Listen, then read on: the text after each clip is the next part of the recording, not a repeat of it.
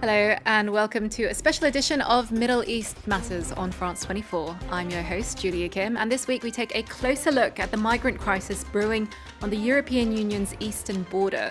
Thousands of people from the Middle East traveled to Belarus in the hope of entering the EU. Now they're trapped on the border, with Poland desperately trying to survive in freezing conditions. We'll speak to Kinder Youssef, our guest from the Migrants website, shortly on this. Well, Polish border guards estimate that up to 4,000 migrants are camped out along the border with Belarus. Among them are young children with no access to food, clean water, or shelter from the winter cold. Warsaw won't let them in. It's pushing them back with tear gas and water cannons, and Minsk isn't letting them return either. They're caught in the middle of a standoff between Poland and Belarus. Laurent Bachstecker tells us how we got here. July 2021. Lithuania declared a state of emergency after hundreds of migrants illegally crossed into the country. A month later, Latvia took similar measures, and in September it was Poland's turn to ring the alarm bell. All three countries said the migrants came from neighboring Belarus and accused Alexander Lukashenko of orchestrating the crisis. The Belarusian president's contested re-election in 2020 and subsequent crackdown on the opposition saw the EU impose heavy sanctions on the country last year. Brussels now says Lukashenko is using the threat of uncontrolled immigration to hit back and put pressure on the bloc. Belarus relaxed its visa rules in August, while the country's national airline has ramped up flights from Middle Eastern countries such as Turkey, Syria, Lebanon, and the United Arab Emirates.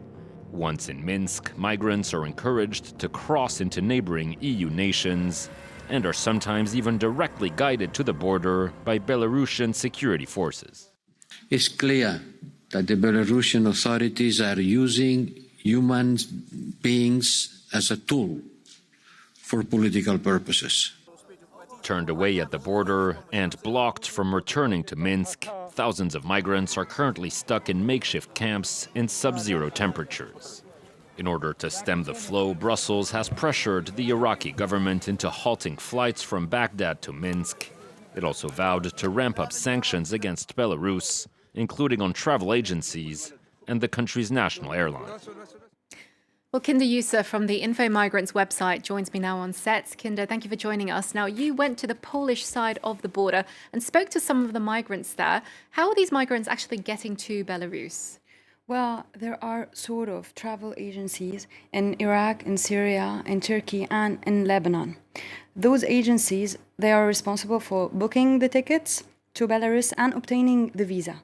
Normally, a visa to Belarus from those countries is not that difficult. A migrant told us that at this stage, they are to pay about $4,000. He was a Syrian migrant, so he paid that amount from Syria. This is almost the direct way or the direct flight. But in other cases, there are indirect flights. All the journey is already prepared. For Youssef, for example, he told us that he got to Belarus via Moscow. So he crossed from Damascus to Lebanon. It was legal. Then in Lebanon, they got a visa to Moscow. And from there, from Moscow to Belarus, they went via car, however, in an indirect way. So mostly those are the means the migrants are using to get to Belarus. And what happens once they arrive in Belarus? After arriving in Belarus, they either go to the border point by themselves, but mostly they contact a mediator and he can get them to the border point. And at the border point, a new story might start. For many migrants, for example, Youssef and Thaer, they suffered the violence of Belarusian guards. He was severely beaten by those guards. And for Saer, he told us that they got our money, our cigarettes, and ironically, we had some chocolate, they got our chocolate too. Afterwards, they would bring all those migrants and put them in the no man's land, that area between the two fences, between two borders. And there in this no man's land, as you call it, between Poland and Belarus, how do they manage to cross then once they're there? All the migrants that we have spoken to, they were in a sheltering center in Poland. They told us that the crossing or the passage to Poland, it was systematic and arranged by the Belarusian soldiers. So they tended to regroup people, and here we are talking about groups of 150, 70 persons, sometimes 200. They would lead all those migrants to specific points that they know, and they simply either cut the fence, break the fence, and make migrants cross, or they simply lift up the fence and ask people to cross. At this point, there's no way migrants can go back to Minsk. It would be forbidden to them to go back to Minsk. A migrant told us, I was bleeding. He's Yusuf. He said, I was bleeding. I asked the Belarusian to go home. They said, go to Poland, and from there, get a plane back home. Okay, Kinder, just stay with us. Now, many of the migrants trapped at the Belarus-Poland border are Kurds from northern Iraq and also Syrians. After years of living in a war zone, they've made the journey in the hope of finding a better life in Europe. Here are some of their stories gathered by our reporters in Iraq and Poland. Eastern Poland near the Belarusian border. These aid workers are rushing to help a group of Syrians who've made it out of the restricted zone. How are you feeling? So cold. You are so cold. Do you have food or water? You need one? No. Okay. There are 6 adults and 1 child. They say they've been sent back repeatedly by Polish border guards.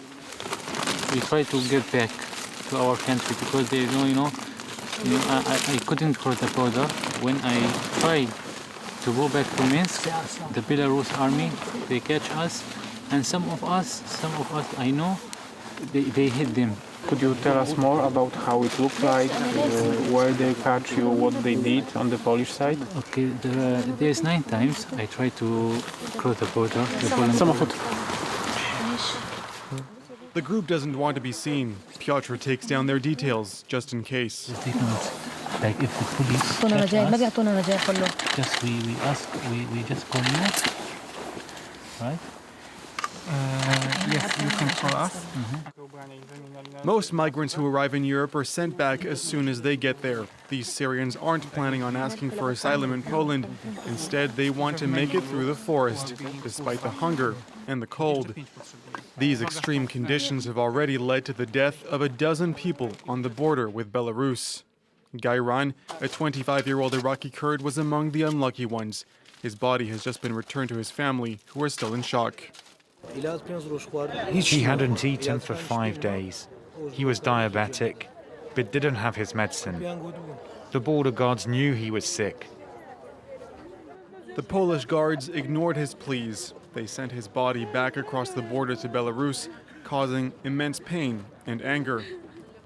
But there are many Kurds who still want to leave, to flee the economic crisis and the drift toward authoritarianism. Sheko, just 22, is one of them. I'm fine now. This sweater is very warm. It'll be great for the trip. I also have socks and a charger. He got his Belarusian visa just a few days ago thanks to a contact on Telegram. He was charged $5,000 for the flight and 5 nights at a hotel. There are help groups. You can ask whatever you want. Just type the question and someone will send you a private message. The trip has gotten much more complicated in recent days after Turkey barred Iraqis from boarding flights to Minsk, but Sheko is still hoping he can find another option to keep his European dream alive.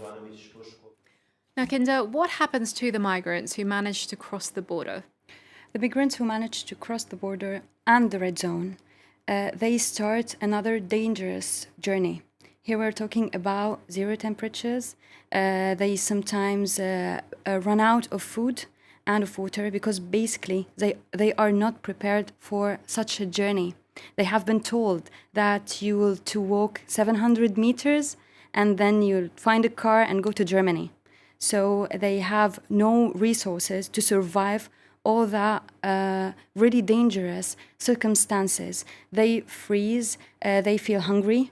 They sometimes there are cases of dehydration. So here we're talking about getting lost days and days in the forest. Sometimes people die, and even the NGOs that we have spoken to told us that the numbers or the official numbers, they think that the number is really higher. All people there are in danger. That's what happened to them. And we know, of course, that migrants are getting injured, whether it be from clashes with the border guards or just from having to survive these horrible, very, very cold temperatures. What happens if migrants need to be treated for their injuries or for hypothermia? Here, if they were out of the red zone, sometimes some of them have numbers of special NGOs that work in the Polish side. So they can contact them, send a pin where they are, and in this case, those NGOs might come in order to help him. Eventually, they need to speak to the border guard in order to move them to the hospital. And in the hospital, even if they spend days, it's not really clear whether they will stay in Poland or they will be sent back again to the no man's land. There are some migrants who could stay in Poland and sheltering center, but for others, it was not the case. Okay, Kinder, thank you very much for that.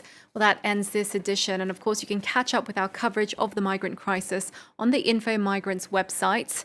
That brings us to the end of today's edition of Middle East Matters. Thanks for watching. Stay tuned. There's more news to come.